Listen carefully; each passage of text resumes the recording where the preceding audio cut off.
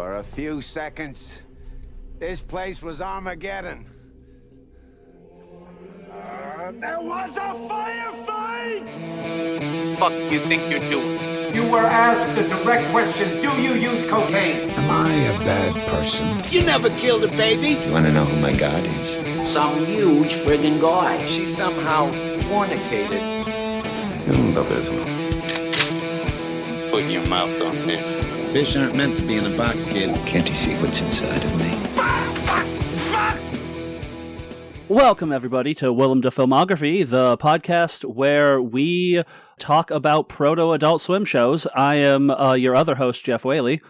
And I'm your last host, Jude. And our first host is feeling a little under the weather today. I had a joke planned for it and then completely forgot about what I was going to say. So they went fishing with John and unfortunately never came back. Yes. It's actually quite tragic. We lost two people, two greats today, as we'll get into. Yes. But before we do that, we'll check in with our third host, Jude. I am doing fine. Did some chores today, did some editing for the first time for the podcast today. Not the first time editing in general, but for this podcast in particular. Yeah, and I believe for the time being, edit boy duties will now go to Jude. Yeah, I'm trying to up those skills. I will be your new research monkey. Yeah, we'll be sharing the research role, because yes. I feel like being the summary boy and the one who posts it in stuff is enough. And okay, we can kind of share the research. Yeah, absolutely. Because we both like researching different things. So yeah. That actually works very well. And I am doing good. I had to drive a 26-foot U-Haul truck quarter away across the country in 2 days, and that was fun. Spent the whole week getting my brother situated into his new place, and yay! And natural segue. Willem Dafoe! What? That's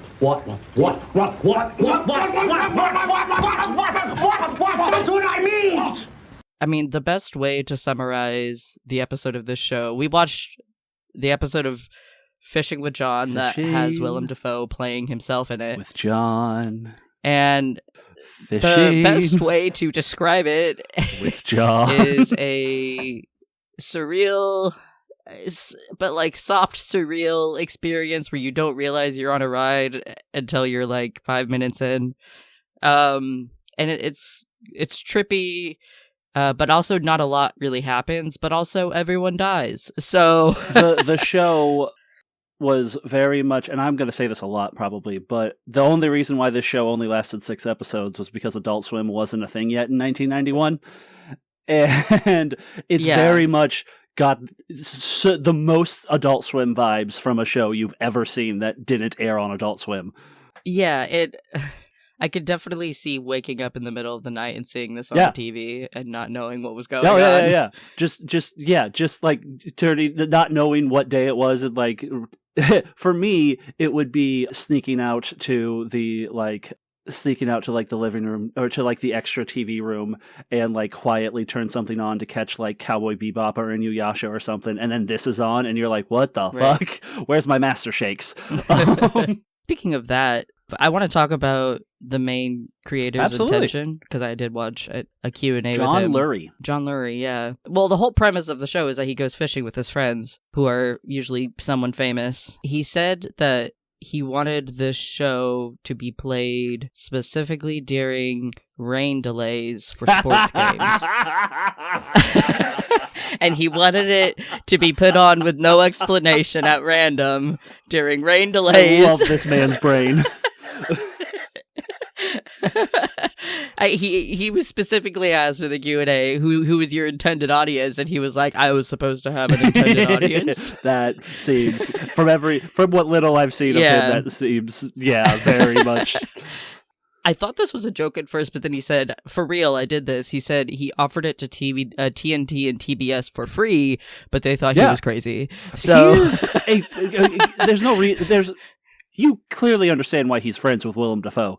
He is Yeah. one of those insane artists who just does shit for art's sakes and just does weird shit for art's sakes in a way that's fun and entertaining for weirdos like me. But for most people, they're like, what? But the second you get through that what, you're like, oh, there's levels. It's a weird, dry humor experience or anti-humor. It's making fun of those types of fishing, like, outdoorsy shows. The nature travel shows. Like, it purposefully takes itself way too seriously. At least in this episode. Another thing that he said about the whole thing was he was trying to emasculate himself and make himself look dumb, but not the other guys. He said he kind of roped them into it, but that Willem Dafoe was the only one who was like an actual play actor and was really willing to just put himself out there as a complete idiot. Yeah, exactly. And so he said that he never went in with the script. Like, all of the episodes are unscripted, and based on how he talked about them, they got pretty wild. And he said the one with Willem was possibly the most like put together technically, but not then very much, because it was kind of just throwing shit at the wall and seeing what stuck. It seems the most someone willing to go along with his bullshit. Yeah, exactly. And I have a good summary for the show, if you guys don't mind. So it starts off with Willem Dafoe and John Lurie. They get to this ice lake in Maine, and they build a shelter. Ice shanty. And they build a structure to sleep in. They don't really have many supplies, but there's obviously there's a cameraman filming them, and that it's like a documentary style, so he's meant to be a real person. He's not like a disconnected entity. But there's also a narrator, like, with a very serious overtone that like treats it like your typical travel or nature documentary. The narrator was Rob Webb, who was the longtime narrator for 60 Minutes and CBS News. So you had a legit narrator voice treating this very seriously. Yeah. He talked about that in the Q&A too, that he went through like 200 applicants for the narrator, and he was the first one, but he was like $2,000 an hour, and that was like really expensive. But he went through everybody else. He's like, no, it has to be this guy. And then after the first episode, apparently he made the narrator say something about boners in a very serious tone, and he was like, this guy's gonna quit. I just know this guy's gonna quit, but he didn't. Listen, money is money, man. Yeah, exactly. But anyways, the narrator's like narrating it like your typical travel show. But also a little bit like a true crime show. He just had a very serious nature to it, so... Yeah. They go to get some rest, and they talk about the stove melting some of the ice and participate in the time-honored tradition of straight guys camping. Homoerotic conversation about sleeping together for warmth. Yeah. that is necessary in any tale where two guys go camping. Because, yeah. Yeah, and John Lurie keeps asking Willem these questions like, are we going to die if this happens? And Willem's like, no, we're fine. And it's like very minor things. It's like, there's some water in the tent. Are we going to die? And then, so the next day, they go ice fishing. They catch subfish, but they're not within the legal limit, so they keep having to release them. An 11-inch brown trout, and the legal limit for lakes in Maine is 16 inches. This is the research I was talking about. Oh, nice.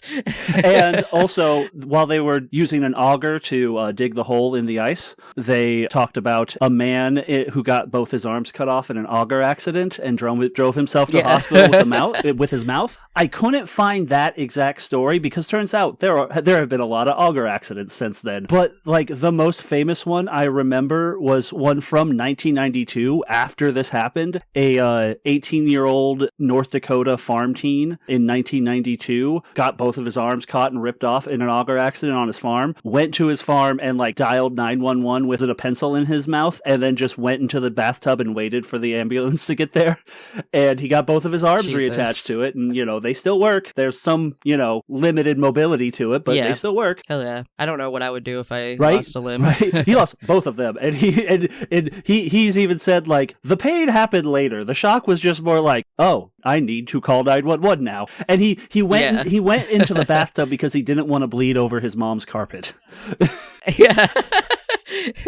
Yeah, right? It's like, that's such an 18-year-old thought. Like, oh no, I'm gonna get in trouble. Specifically a farm boy thought. Yeah. Back to the show, they're fishing for a few days. Like, it's listing off the days that, like, day 4, day blah blah. They're not catching any fish, and they're getting progressively hungrier. And I think on the 3rd day, they go through their supplies, which is cheese and crackers. Yeah, it's not cheese and crackers, it's cheese crackers. Yes. As in, like, the packets of crackers that you get with, like, processed cheese in it. They initially mentioned it about peanut butter crackers, and John was like, what do you have? And Willem Dafoe got just like, cheese on cheese, cheese on cheese, cheese on cheese. And all John Lurie wanted was peanut butter crackers.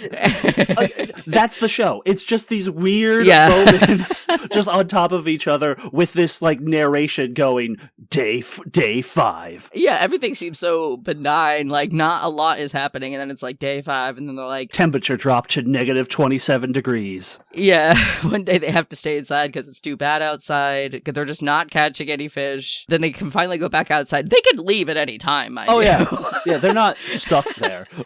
And then they're like increasingly starving, and they're like, I've never been this hungry before. The end is just like, we have to go. I think they were like they were getting ready to go. So as this is happening, it definitely, it's implied that they're stuck there, that they're just not going anywhere.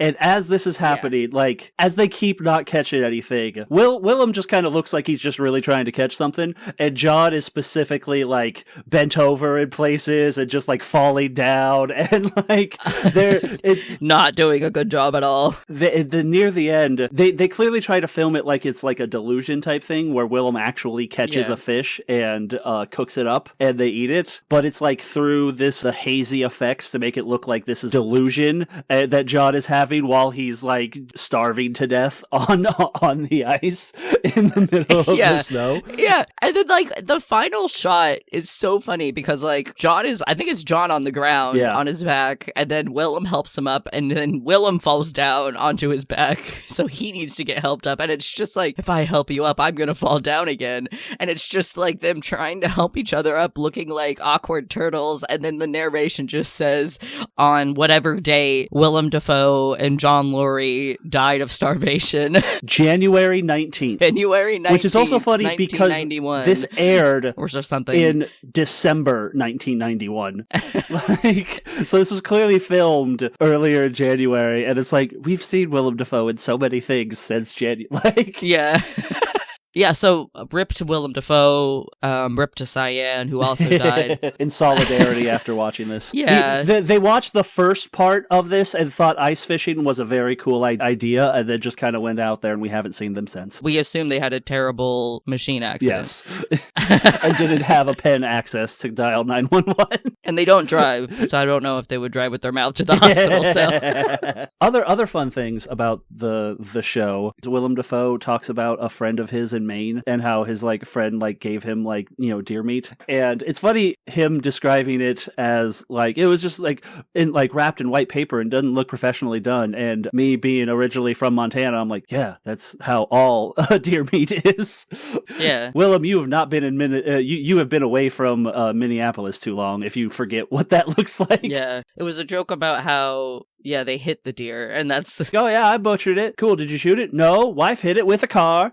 And Willem does a much better Maine accent than me. I'm surprised he hasn't played someone from Maine yet. I do have some facts just about the show in general. I have one more real quick, because you may or may not have this, but I do want to put this out there. I think you and possibly a lot of other people listening to this have seen parts of this show without realizing it. Because if you remember an episode of SpongeBob SquarePants called Hooky, where SpongeBob and Patrick like find like fish hooks and they like grab onto it, ride it up. The footage they use of the guys fishing is Jim Lurie and Jim Jarmusch from the first episode of the series. Oh my god. Yeah. That's hilarious. Yeah. I love that. So that makes perfect. I did not know that. No, but it makes perfect sense because that's the weird shit SpongeBob would do, and I love exactly when like transversive weird shit like this from years earlier gets repurposed for people who this wasn't seen, but who the creator of SpongeBob clearly saw it and was like, ooh, let me do this, and put it into like one of the most popular kids cartoon shows of all time. So yeah. Yeah. John Lurie said in a Q&A that he'd been fishing with Willem prior to making the show, which was the reason he invited him on.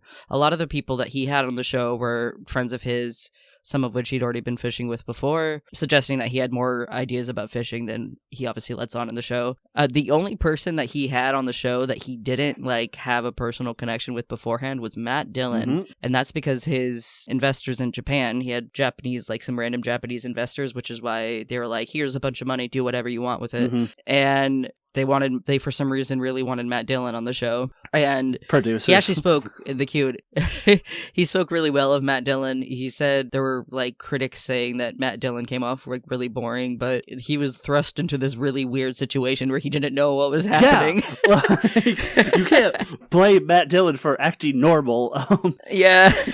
He said if he could do another episode, he would choose Flea from the Red Hot Chili Peppers because he's been fishing with him before, and he wanted to take Flea to Costa Rica with him, which is where he took Matt Dillon. And he did make a follow-up show in the late 2010s, I think, called Painting with John. Came out. Yeah, called Painting with John. And it's funny that I heard about that before I saw this Q&A. This Q&A was from 2010, 2012. One of the audience members was like, hey, are you ever going to do a follow-up show? Hey, maybe you can do Painting with John, because he's a painter. Yeah.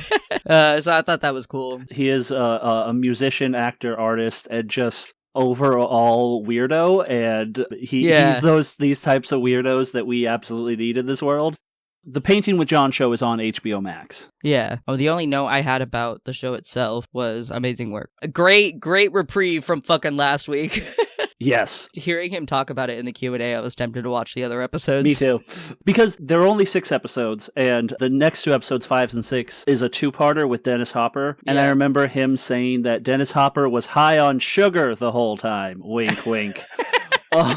And yeah, Dennis Hopper in Thailand would, Spoilers, but I heard something about a giant squid. Yep. So. Yep. And you know why they took Dennis Hopper to a Southeast Asian place, right? Why? Apocalypse Now. Oh. In the Q&A, John Lurie said that that's where Dennis wanted to go. Oh, that makes perfect. Okay, well, cool. I'll shut up then. But I'm sure once they had it, they were like, wait, we got one of the dudes from Apocalypse Now. We're going to have to do a weird Apocalypse Now. And I'm sure, I need to watch those episodes, but I'm sure it's an Apocalypse Now riff. Yeah, well, he made a joke that hey, Dennis, I'll take you anywhere. Yeah, we can go anywhere as long as you go fishing with me. And Dennis was like, Thailand. And he's like, shit, that's really expensive. Yeah, where are all the places they went? Well, they went to Costa Rica, Maine, Thailand. Jamaica, because that's where Tom Waits was already having vacation. They wanted to go somewhere else, but Tom Waits was like, nah, come to Jamaica with me. I'm like, okay. Yeah. And apparently Tom Waits got legit pissed at John during this, and they didn't speak for a while. For 2 years afterwards. Yeah, no, the list of people, Jim Jarmusch, Tom Waits, Matt Dillon, Willem Dafoe, and Dennis Hopper. Yeah. Matt Dillon is the one oddball in this because he's not the oddball. He's the one straight ball. Yeah, exactly. He's the straight man. Yeah. And he was a ploy by the producer. Yeah. Say what you want about Flea, and there's a lot of negative things you can say about Flea. He would have fit a lot better in this rotation. And no, again, if this came out 10 years later and was one of the first Adult Swim shows, we would be talking about this alongside Aqua Teen Hunger Force and C Lab 2021 and all of those formative shows for my generation, comedy shows for my generation. This would be up there. Oh, another fact that I read about was it was all done in the early 90s, and Fish originally aired in the early 90s, but the company that produced them went bankrupt, and they had some people sold the rights that weren't supposed to sell the rights, so he had trouble getting a hold of the footage for a while so that he could re-edit it, and then he re-released it in the late 90s. So yeah, apparently there was a little bit of trouble making it, but that's not abnormal. Of course. So. Dude, not a single TV producer would know what the fuck to do with this in 1991. None of them would know what to do with this now. Yeah, exactly. And Adult Swim wasn't founded until 2001, so... Space Ghost Coast to Coast didn't even come out until 3 years after this, so this was super ahead of its time. And it took 8 years of Space Ghost Coast to Coast being one of the most popular shows on a Cartoon Network that aired late at night. It was super popular, and the Cartoon Network executives were confused because they thought their show they had a kids station, and they were confused that college kids and teenagers like to get high and watch cartoons do funny things. And it took them 8 years for them to realize, wait a second, we can make a whole block of shows. Market on this. It took them almost a decade to figure that out. Yeah, I mean, like, you always had, like, Nick at Night. I remember Nick at Night, but and that then, wasn't like, Late Night Disney. No, and I'm getting to your point. Yes, exactly. Yeah, and, like, it just wasn't subversive. It was just, like, kids staying up, basically, or, like, your fucking middle-aged mom who doesn't want to watch anything that's non-Christian or something. There were, like, SNCC, Saturday night Nickelodeon shows, had some subversive nature to them, but it's still in a very kiddie way, not like this. Yeah, exactly. And then it's just crazy that it took Cartoon Network being like, why don't we just get a little freaky with it? Yeah. And that made them the most money. Too many television producers just don't know how to let artists be artists and to just trust the fucking process. They're trying so hard to follow the trends and not trust people to make the trends. Yeah, and it's usually something subversive that ends up setting the trend anyways. Yeah. Then they just start making that the trend.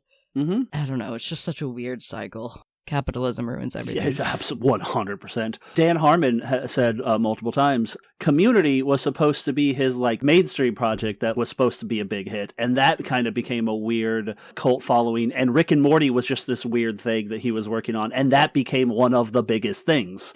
But when that becomes one of the biggest things, people just kind of jump on it and try to make copies of that and try to realize they just try to be like, oh, that works, do this, instead of going, no, what about it made it work?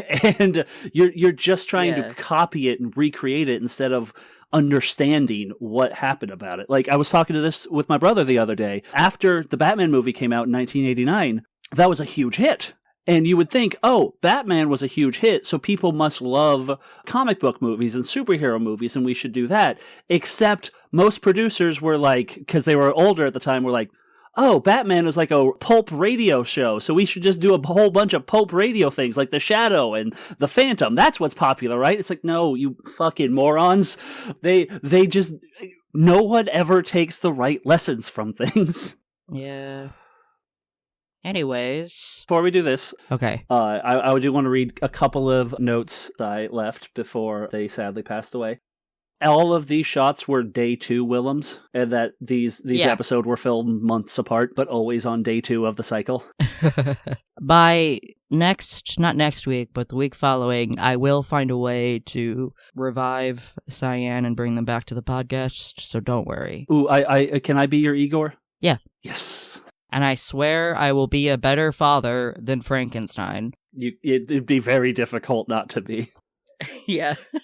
Are you also going to build Saya Bride? I mean, I did in Tomodachi Life. I can do it in real life. That works. I tried to do it for you too, Jeff, but your me is a strong, independent me who don't need anyone. Or completely oblivious to people liking them and just going through their life, being like, what? Oh, okay. Yeah, you got 2 baddies liking you, and you don't like either of them. You're friends with Shadowheart. You're just not. You just don't like her. I want to strangle me. How fucking dare you? My me was immediately in love with Nanami, as he should be. It was Nanami that, and I'm not going to get into this on the podcast. Willem Defriend or Willem Defriend or Willem Dafoe? You know, I'm something of William Dafoe myself. Considering it's just Willem Dafoe, I think it's Willem Defriend. The most Willem Defriend. This might be the most Willem Defriend we've had in this show so far. Yeah, he's just himself. Seems like a nice guy. Yeah, like everything about him was like, he seemed very level-headed. He very much had that actor who no longer lives in the Midwest, but clearly grew up in the Midwest and is familiar enough with these things that he knows what he's doing, even if he hasn't done it in a long time. Exactly. As someone who was born and raised in Montana, I feel a lot of solidarity with a lot of weird artists who are also from like Minnesota and shit. So right. Speaking of that, sorry, this is random. I watched Fargo for the first time the other day. Ooh, so good, great movie. Yeah, I thought that was hilarious. Yeah, no, it's very good. I thought Steve Buscemi did really good. One of the many movies he dies in. Yeah. I forgot the name of the lead woman, the cop. Frances McDormand. Yeah. She's good in everything. She was good in Mississippi Burning. The movie was meh, but she was good in it for what her role was. But yeah, I agree, Willem Defriend. A nice short episode for us. Oh, absolutely. Did we like this movie? It's not a movie. So no, I did not like this movie, but I did like the show. I will fucking stab you. I will throw you under an ice lake. Yeah, well, my friend, we've come to the Willem Defend. Join us next time where we talk about 1992's Light Sleeper, a crime drama neo-noir film. Ooh, is he the star? Yes, with Susan Sarandon. So we get to see Susan Sarandon again and Willem Dafoe again. Yeah. Yay. I guess. No, it looks interesting. Next two movies I haven't heard about, but they seem like they could be hidden gems. Yeah. Or really bad. Anyway, bye. Bye. You've been listening to Willem the Filmography. Our theme song is Cherry Metal by Arthur Vink. You can find this podcast on Spotify, YouTube, Amazon Music, and most places you find podcasts. Go ahead and like, subscribe, and review anywhere you can.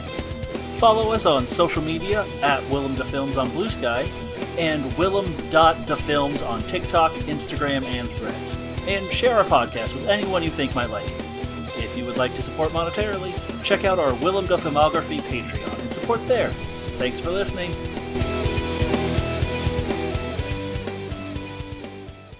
Bravo, sir.